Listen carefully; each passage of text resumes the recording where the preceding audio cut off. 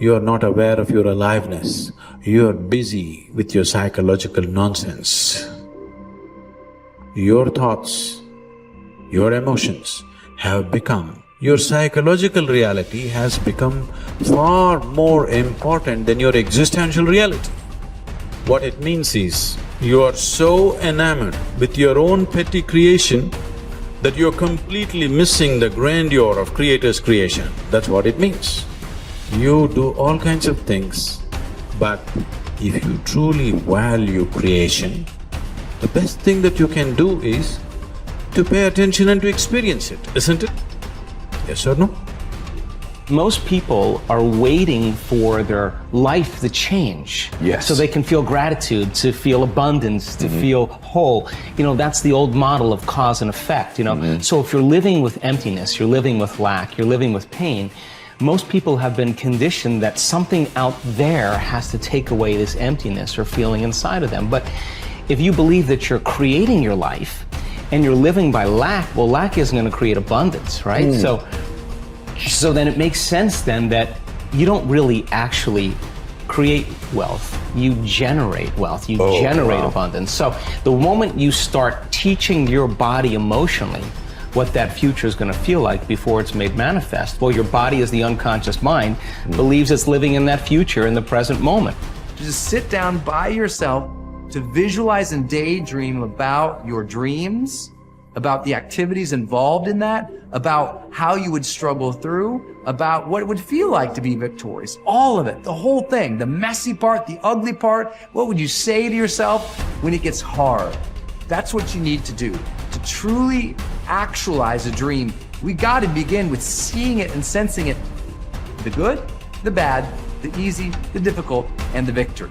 How you would like your life to be, what you would like your character to be 3 to 5 years down the road, if you were taking care of yourself like you were taking care of someone that you actually cared about. So you kind of have to split yourself into two people and treat yourself like someone you have respect for and that you want the best for. That's not easy because people don't necessarily have respect for themselves and they don't necessarily want what's the best for themselves because they have a lot of self-contempt and a lot of self-hatred, a lot of guilt. I think you have an obligation, it's one of the highest moral obligations, to treat yourself as if you're a creature of value. You got to start with that belief in your mind. I've got this. I can do this. I can conquer this. I can pass this exam. I can get elected for the position that I'm going for. I can create abundance in my life. These are the thoughts that you have to have in your mind in order to become successful. So what is it time for you to feel? What is it time for you to create? What do you need to do more or less of in order to get the results that you want? You have the power to become someone that even the deepest part of you trusts, someone you trust to succeed. Become the person that you know you can be. Stand up for your future, for your power, and for you to be something full of the worth that is in you. So most of us came up with our labels based on how we behaved. But really smart people can do stupid things. Really nice people can be mean. Mean people can be nice. And so if you judge yourself too soon, and most people's identity, their labels for themselves, who they think they are, has been based on their past and often many years ago. And so they don't update it. So the metaphor I'd give for identity is like, it's your comfort zone. It's not your goals. So if you took a temperature in the room and said 68 degrees is my comfort zone, physically, emotionally, financially, I want more in my relationship, I want more physically, energy-wise, I want more financially in my career, but this is what I'm used to. And so what happens? People stay in their comfort zone for the most part, and then let's say something happens and you dip. You're a 68 degree, or that's your mentality, and you drop down to 62, 61, 60, somewhere around 60 or 59, the heaters kick on and go, whoa, whoa, whoa.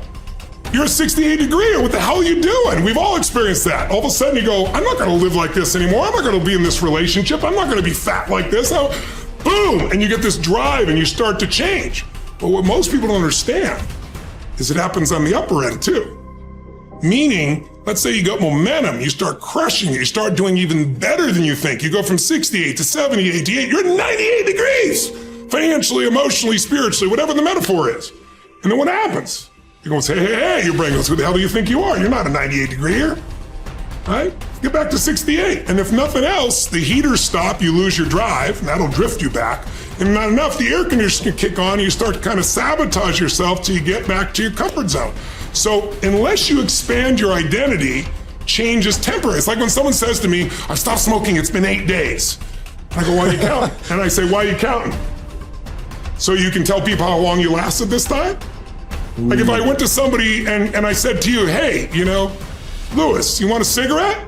You're not going to say, what brand is it? You go, no, Right. I'm not a smoker. Notice how people, I'm not one of those. That's not my identity. Identity is the strongest force in the human personality. If you look at Lance Armstrong, who has a mixed identity now in the culture, this is a guy that had to win and found a way to win. So when he was told he had cancer in his lungs, in his brain, and in his testicles, and he rides a bike, and he's gonna die, his answer was, no, I'm a champion. I find the way. I will find the answer. And he did. Now, unfortunately, he bent the rules around the sport, and it kind of ruined his reputation, obviously. But that mentality, his identity is why he survived. Other people told they have cancer, and they're like, it's over, they give up, they start arranging their affairs. And so that psychological difference is the number one thing I work with people on, because unless you expand your identity, you're going to basically keep where you are. You might improve a little or not. You might go up and down a bit, but you're going to stay within a realm. If you're going to have an explosive breakthrough to another level, physically, mentally, financially, spiritually, then we got to not only give you the tools, we got to shift that internal sense of who you really are and have you find that you are more than anything that's ever happened to you, that you can handle whatever shows up, even if it's incredibly scary or uncomfortable. Personal responsibility is true and wildly optimistic. And it is people's belief system and the value system that they cobble together over a lifetime that will lead them to reject that. And all I can say is reject it at your own peril for the following reason. Personal responsibility is about remembering you can do something and change. And I can sum up personal responsibility in a single quote by Kobe Bryant. Boos don't block dunks. That's personal responsibility. You can get so good at something that no matter how much people hate you, the best athletes in the world were paid millions of dollars and trained to stop Kobe Bryant from scoring. And yet he scored 81 points in a single game. So you can get so good no matter how much people hate you, no matter how much they're training and trying to defeat you, they can't. And that is the most exciting thing in the world to me.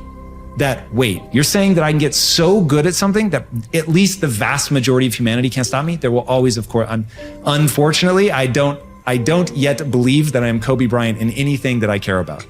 So, but that I can get better than the vast majority of humanity at something by dedicating my time and energy to that thing. That is so cool. That is so liberating. It's changed my life. It's given me hope. It got me up off the floor.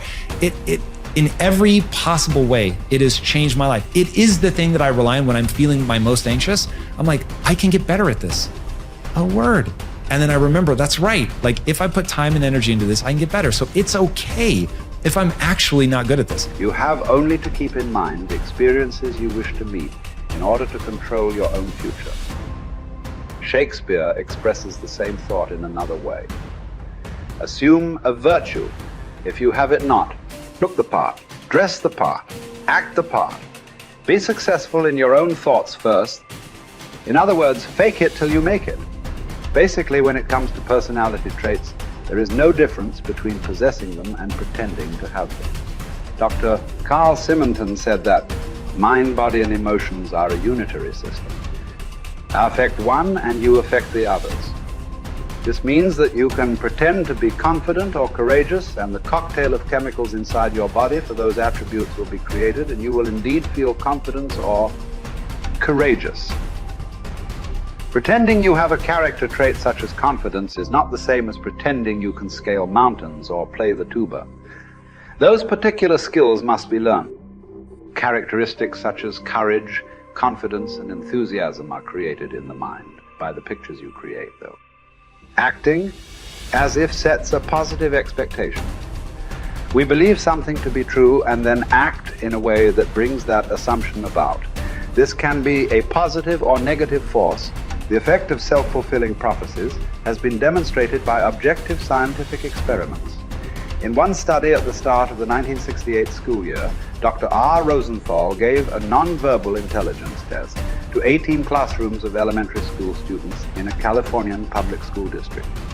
20% of the students selected randomly, not on test score, were then identified as intellectual bloomers, and their teachers were told they could expect to see remarkable intellectual gains in the coming year. The only difference between these students and the other 80 was the expectations created in the teachers' minds. When both groups were retested 8 months later, the bloomers had gained in IQ points over the other group.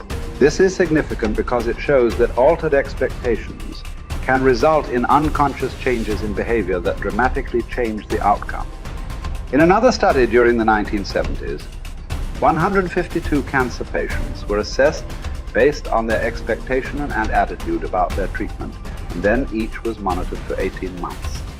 The results clearly indicated those with a positive expectation about the treatment got the best result. It follows, therefore, that your chances of success in anything in life are greatly improved by positive expectations. Man is like the wireless operator. Man is subject to miscellaneous wrong through currents if his mind is not in tune with the infinite, or if he is not keyed up to higher vibrations than those of negation. If you want a quality, act as if you already had it.